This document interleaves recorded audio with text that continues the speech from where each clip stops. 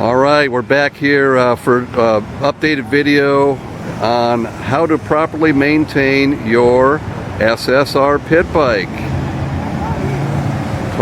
Come here from High Style Motoring here in Southern California. This unit here happens to be our most popular, so let's go over the basics real quick with you. Okay, we're going to take these in order of importance. Keep your bike running forever. So let's start with the oil. Most important, mission critical, oil and oil level. So what we're going to do here, we got the bike perfectly level. We got it on a nice stand here. We're going to wipe that off real good and get to those top of the cross hatches, which are right here. So you got a little collar there and cross hatches here. Your ideal level is going to be right at the top of those cross hatches, right at that collar. Bike's got to be level. You just insert it, let it sit there, don't screw it back in, and you just plop it right back out. And you see we're right where we want to be. That's exactly where we want to be on that. Okay, so we're good there. Put that back in. Any quality 10W40 is fine on these pit bikes. Any pit bike we sell here. They're all 4 strokes. 10W40s, all you need. Now, for your do-it-yourselfers, if you want to do your own oil change, you're going to see right here, we got a 17 millimeter nut right here, and that's what you unscrew to properly drain your oil. And then once it's drained, you snug that thing down pretty good, and then it takes generally about 2/3 of a quart, more or less. It's going to take less than a quart, more or less, on how well you drain it. So you know, put in a half a quart and slowly add a little bit, and then you'll get to the level that we spoke about right at the top of the cross hatches. Okay, just remember that drain plug down there. It's right in the middle of that circle. There's another nut underneath there. You unloosen that, you're going to be in trouble. So you got that little circle on your skid plate. You're just going to be just fine. All right, that's number 1 in importance. Motors love oil. They have to have oil. They run on oil. So keep oil in there. Check your oil level, check your oil level, check your oil level. That's what we tell our customers all the time. We can't say it enough. All right, number 2. Now these things are off-road vehicles, obviously, so things are going to vibrate. When things vibrate, they can become loose. So what we're most interested in are the brake caliper bolts. We know after selling and maintaining hundreds and hundreds of these machines that they love to wiggle free or break loose a little bit. Check them before every ride or after every ride. We're going to be using a 12 millimeter here, and then snug them down just like Master Mechanic Rick did. Let's go back up a little bit and see the tools that we're using. Basically, this is all you need here. We got a 17 millimeter box wrench open end, 14 millimeter, 12 millimeter, 10 millimeter, and 8 millimeter. Okay, that's going to take care of 99% of what we're going to do today. The only thing you might add is just to drain your oil. It'll be a little bit better if you have a 17 millimeter socket for that oil drain plug. Okay, next, nuts and bolts. Number 2 like to wiggle free, the header bolts, the header pipe that goes to your head. They love to try to escape. All right, so you want to snug those little puppies down. You could either use an open end or a socket for that as well. So those are 2 mission critical.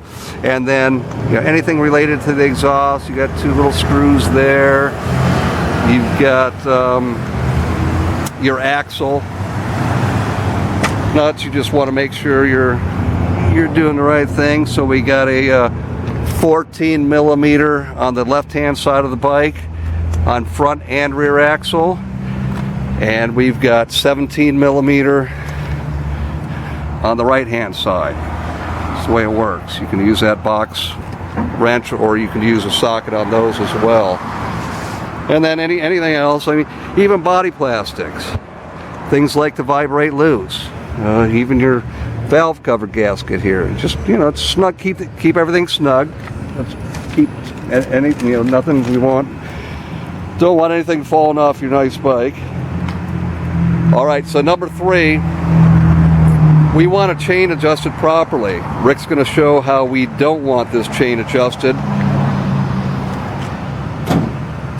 because we see how that's virtually getting close to hitting the swing arm there. So we don't want it there. We don't want it to be able to hit that swing arm. Okay, so this one's a little loose, so Rick's going to show us how to adjust that.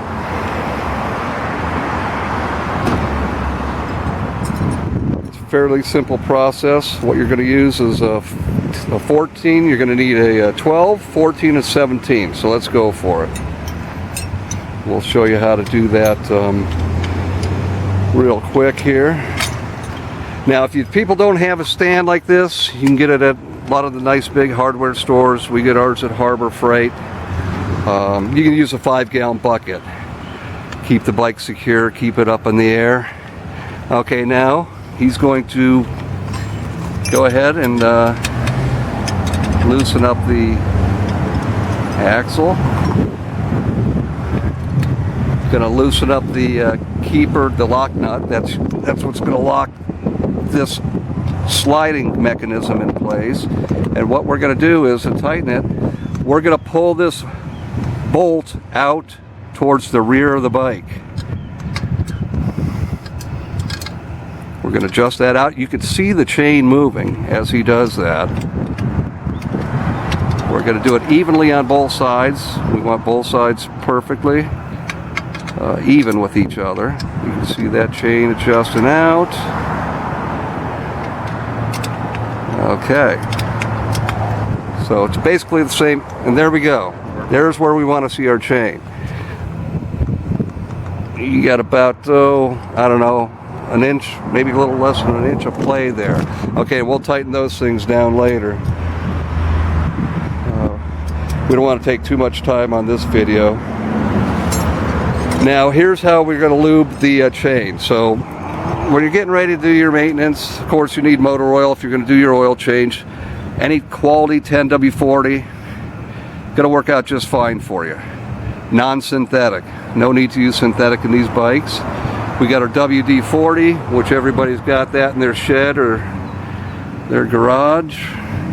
And we got chain lube. We use Champion here, but any quality chain lube would do. So let's show how we like to adjust or lube the chain here.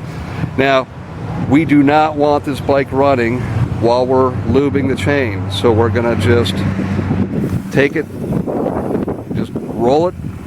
You can't spray enough chain lube on. It's impossible. You could use a whole can.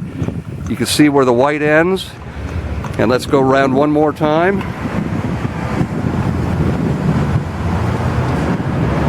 And there we go. So that's all going to work itself in. Let's do it one more time. We'd like to do it twice on the spray, using the spray.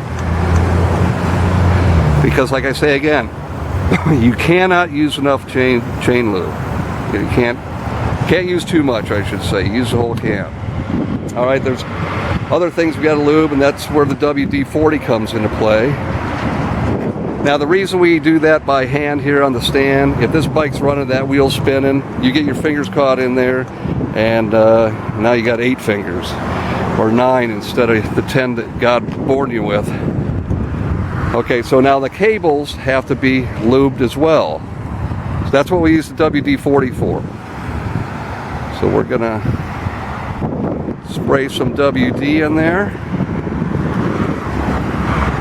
Let it work on in there. Especially for you folks that live out in the boonies out there and out in the rust belts. You know, Florida customers and some northeast customers. Anyhow, if you're exposed to that kind of weather and sometimes salt, whatever on the road, you want to keep that lubed properly as well. Okay, which brings us to, now look, now handlebars got to be tightened or checked regularly as well. So we got an 8, actually we got a 6 millimeter hex nut here, and underneath that hex nut is a 12 millimeter. So just, you know, snug those things down too. You can actually, if you don't like your handlebars at this angle here, you can actually cantilever them to what's most comfortable for you as a rider. Okay, that brings us to your proper tire pressure. Now, tire pressure cold in the front, 33. You're looking at 33, rear, 33. Now, what happens if you don't have the right tire pressure? Spin the tire, break it loose from the rim, and shear your valve stem. Yeah, you might just spin that tire on the wheel. You know, it'll break the bead and it'll just spin freely. So that's the basics there. I know we have other videos that'll show you other things, but this is what you want to do. I don't know, after every ride, you want to check your nuts and bolts. You know, every, you know, two months or so, depending, you know, how much you're riding. Lube your chain. Everything's simple. It took us a whole whopping, if I wasn't talking too much, it would have taken a whole whopping 5 minutes to do all of that maintenance that we did right here. So maintain your bike properly. If you have any questions, we're here to answer any questions you have. This is our #1 selling bike here, which is the SSR SR125 manual. So order yours today. High Style Motoring. Go to our website, highstylemotoring.com, and we will keep the phones on for you. We actually answer our phones. Our competition, you might have a little trouble. But any questions, give us a shout. Order yours online at highstylemotoring.com or visit pitbikesgonewild.com. Get you the same spot.